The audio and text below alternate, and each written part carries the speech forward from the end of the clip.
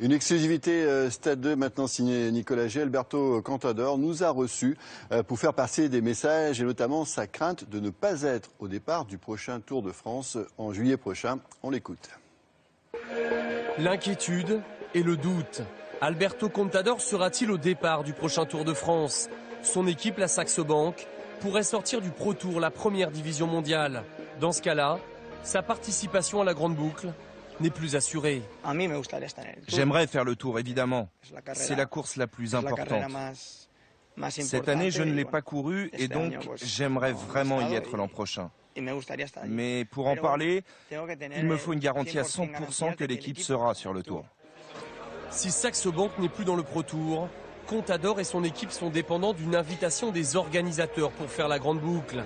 L'Espagnol a été convaincu de dopage. Bjarne Riis, le manager de l'équipe, a un lourd passé et une réputation sulfureuse.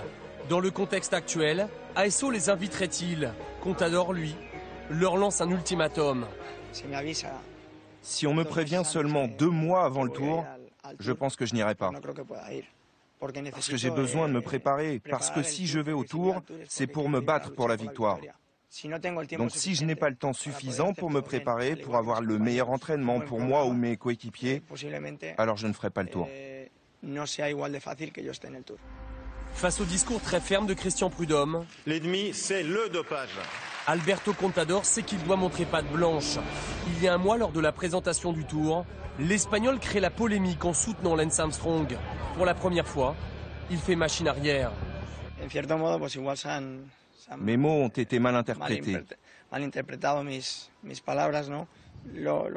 J'ai un peu ironisé en disant qu'il ne manquait plus qu'il soit sacrifié.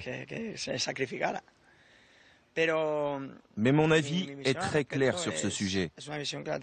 C'est évident que si Lance Armstrong a été jugé et considéré comme coupable, alors il doit être sanctionné. Certains ont dit que vous aviez soutenu Armstrong parce que Pepe Martí, votre ancien préparateur, a été suspendu dans l'affaire Armstrong. Qu'est-ce que vous leur répondez? Tout le monde savait que mes relations avec Armstrong étaient mauvaises, surtout sur le Tour 2009. Mais je ne suis pas quelqu'un de rancunier. Je leur dis juste que ça n'a rien à voir.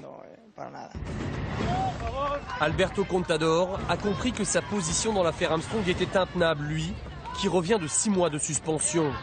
Août dernier, l'Espagnol fait son retour sur la Vuelta et dynamite la course. À l'arrivée à Madrid, Contador ponctue sa victoire du chiffre 7. 7, comme le nombre de grands tours qu'il a remportés. Une façon de contester le retrait du Tour 2010 et du Giro 2011, suite à son contrôle positif au clenbuterol. Je peux dire haut et fort que toutes ces courses, je les ai gagnées en étant propre et en respectant les règles. Et se battre tellement, travailler tellement, et s'entendre dire pour le Tour 2010 que cette victoire ne t'appartient pas, c'est une réelle injustice. Contador se présente toujours comme une victime. L'Espagnol lance une opération séduction aux organisateurs du Tour. Son interview avec nous en est la preuve, son nouveau discours sur le dopage aussi. Pour le cyclisme, ce qu'il faut, c'est la tolérance zéro. Moi, je m'exprime moins sur le dopage que certains coureurs.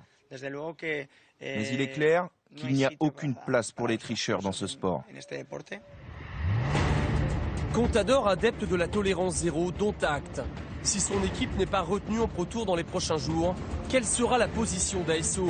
Pourront-ils se permettre d'écarter le favori du Tour, l'homme qui peut assurer le spectacle? Quoi qu'il arrive, cette décision pourrait changer la face du prochain Tour de France.